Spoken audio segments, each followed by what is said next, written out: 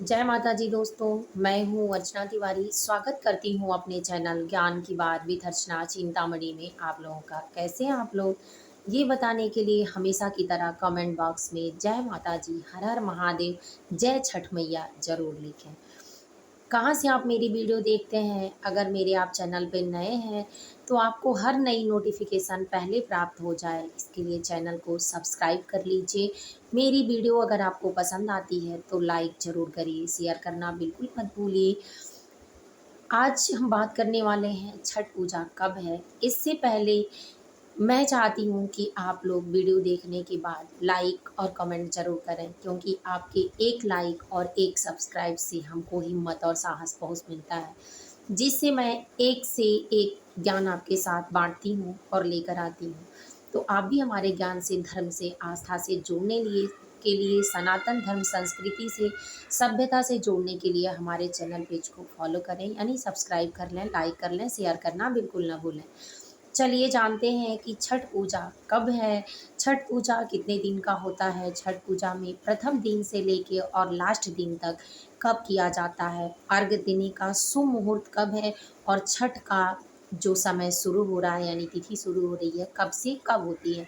क्योंकि ज्ञान में आपको सिर्फ अधूरा ज्ञान रहेगा तो बहुत सारी जानकारियाँ आपको नहीं प्राप्त होगी। अगर पूरा जानेंगे, शुभ मुहूर्त में सारे काम करेंगे तो उत्तम फल की प्राप्ति होगी। तो चलिए शुरू करते हैं। सबसे पहले तो ये जानते हैं कि छठ पूजा जो है भगवान सूर्य देव और माता छठी का है, जिसमें अर्घ देकर, यानी ढलते हुए सूर्य का अर्घ देकर और उगते हुए सूर्य का अर्घ देकर माता छठी को प्रसन्न किया जाता है और माता छठी या सूर्य देव की आराधना की जाती है। छठ पूजा महान व्रत है, सभी व्रतों में बड़ा व्रत है। इस व्रत में श्रेष्ठता बहुत अपनानी पड़ती है और सारी चीज़ों का सात्विकता अपनाना पड़ता है। ये व्रत 4 दिनों का होता है, नहाए खाए से लेकर और वो खरना और अर्घ देने दिन तक। ये व्रत 4 दिनों का होता है। 4 दिनों में यानी 5वें दिन जाकर इस व्रत का उत्तम फल जो आपको मिलता है, यानी 5वें दिन समाप्त होता है। 4 दिन पहले से शुरू हो जाता है। ये व्रत उत्तर भारत में और बिहार में ज़्यादातर मनाया जाता है। इस व्रत का शुरुआत माता और सुहागिन औरतें अपनी मनोकामना की पूर्ति के लिए करती हैं। इसमें माना जाता है कि संतान की खुशहाली के लिए, उसके लंबी आयु के लिए, उसकी सफलता के लिए, उसकी सलामती के लिए माताएं नीराजल व्रत रहकर करती हैं। और कहा जाता है कि जिस पत्नी के पुत्र नहीं होते हैं या बहुत दिनों से बांझपन की भी शिकार होती हैं, तो उनको भी अगर छठी माता की पूजा की जाए, अगर वो औरतें भी छठी माता की सही मन से, सात्विक तरीके से, सही कारण विधि के द्वारा अगर नियम से पूजा करें, तो निश्चित है कि माता छठी और सूर्य देव आशीर्वाद देते हैं और उनको पुत्र रत्न की प्राप्ति होती है। इस व्रत में अनेक फल, फ्रूट, गन्ना, पुष्प, बांस की टोकरी, लाल चादर, नए वस्त्र, गाय का दूध, फल फ्रूट, सारी चीज़ों का इस्तेमाल किया जाता है। पीला सिंदूर, नया कोसा, दिया इत्यादि, यानी पूजा की समस्त सामग्री, फल फूल, मौसम के हिसाब से मिठाइयाँ, सब कुछ वितरित की जाती हैं। एक दूसरे से मिलकर आशीर्वाद लिया जाता है। तो ये व्रत उत्तम व्रत होता है, जिसमें एक साथ आप अनेक पुण्यों की प्राप्ति करते हैं। ब्राह्मण को दान देना, सूर्य भगवान को अर्घ देना, छठी माता की पूजा करना, गंगा जी की पूजा करना, इस तरह गौ माता के दूध की पूजा करना, अनेक पुण्य कर्म होते हैं। इसमें चलिए जानते हैं कि ये व्रत कहाँ से शुरू होता है और सन 2024 में छठ व्रत कब से शुरू हो रहा है। तो सन 2024 में ये व्रत 5 तारीख से, यानी 5 नवंबर से शुरू हो रहा है और ये 8 नवंबर को समाप्त हो रहा है। 5 नवंबर को दिन मंगलवार हो रहा है, जिस दिन आप नहाए खाए व्रत करेंगे। दूसरे दिन 6 नवंबर यानी बुधवार पड़ रहा है, उस दिन आप खरना पड़ रहा है। उस दिन आप व्रत का शुरुआत करेंगे, जिसमें शुद्ध सात्विक तरीके से आपका जो व्रत की विधि होगी उसी दिन शाम को करेंगे। 7वां व्रत पूजा यानी छठ पूजा का दिन होगा और जो 8 का सुबह का टाइम पड़ रहा है वो सुबह अर्घ देकर पूरा होगा। अब जानते हैं कि इन 4 दिनों में क्या-क्या करना होता है और क्या किया जाता है।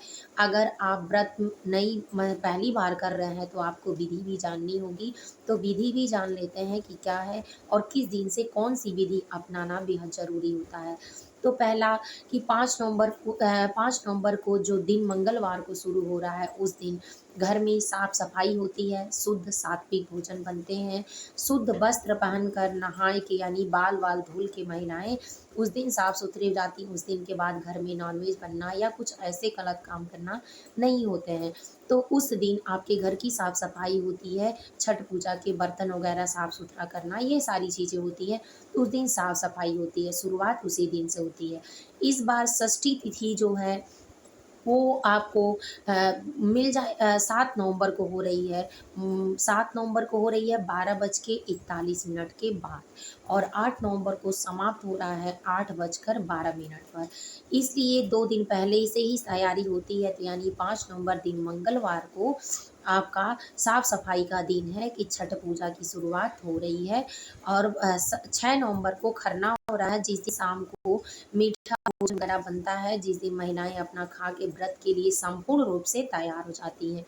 7 नवंबर को छोटी वाली छठ जिसको बोलते हैं वो होता है जिसमें शाम को पूजा होगी छठ माता की। तो उस दिन पूजा करें और 8 तारीख यानी दिन पहले तो 5 को मंगलवार पड़ रहा है, 6 को बुधवार और 7 को जो छोटा छठ है उस दिन 7 को बृहस्पतिवार और 8 को शुक्रवार सुबह के टाइम। तो 7 को शाम को अर्घ्य दिया जाता है और माता मतलब ढलते हुए सूर्य को और सुबह 8 को उगते हुए सूर्य को।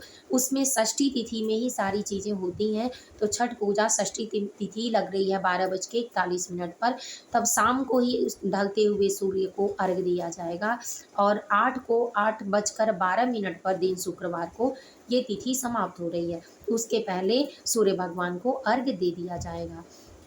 अर्घ में आप सूर्य भगवान से आराधना करती हैं और करना चाहिए जो आपकी कमियां हैं उनसे कहना चाहिए अर्घ देकर जो चीज़ें इसमें से हैं ब्राह्मण को दान दें और प्रसाद के रूप में कुछ ले लेना चाहिए। इससे इस व्रत का उम्मीद है कि सारी बातें आपको अच्छे से समझ में आ गई होंगी। छठ व्रत कैसे होता है और पारण में जब अर्घ देने के बाद षष्ठी तिथि आपको 8:12 पे समाप्त हो रही है, उसके बाद सप्तमी लग रही है। तो कोई भी व्रत आप करते हैं तो जिस तिथि में करते हैं उसके अगली तिथि में आपको पारण करना होता है। तो यानी 8-12 पर षष्ठी समाप्त हो रही है तो उसके बाद आप घर जाने के बाद कभी भी पारण कर सकते हैं और महिलाएं कर भी लेती हैं। याद रखें कि अपनी क्षमता के अनुसार व्रत में पानी क्योंकि 4 दिनों का व्रत होता है, भले ही 2 दिन से लोग निराजल होते हैं, लेकिन इसमें सात्विकता बरतने से व्रत का भाव अंदर आने से भूख प्यास समाप्त हो जाती है। तो पहले से ही तैयारियां लगी रहती हैं, काफ़ी मेहनत का व्रत और त्यौहार होता है। इसमें आप अपनी सावधानी भी इन बातों का ज़रूर रखें कि आप जब भी कोई चीज़ खाएँ तो धीरे-धीरे खाएँ, थोड़ा-थोड़ा करके बार-बार खाएँ। दूसरी बात आप हो सके मौसम ठंडा और गरम से ठंडा हो रहा है, ठंडा से गरम हो रहा है, तो इस समय मौसम काफ़ी तेज़ी से परिवर्तन हो रहा है, तो इसमें गुनगुने पानी का सेवन करें, जिससे अगर किसी को अटैक का खतरा है या ठंडी में ज़्यादा दिक्कतें होती हैं तो वो नहीं होंगी और आपके व्रत खुलने का अच्छे से पूरा पारण विधि हो जाएगा। अगर आप ठंडे पानी से करती हैं तो पानी लड़ भी जाता है अंदर जाके वाल्व सही रूप से काम नहीं करता है, 2 दिनों में नसें बैठने लगती हैं, तो इससे आपको दिक्कत होगी। तो याद रखें गुनगुने पानी से अपने व्रत को तोड़ें। कुछ गर्म चीज़ें पहले खाएँ, धीरे-धीरे खाएँ, बार-बार खाएँ।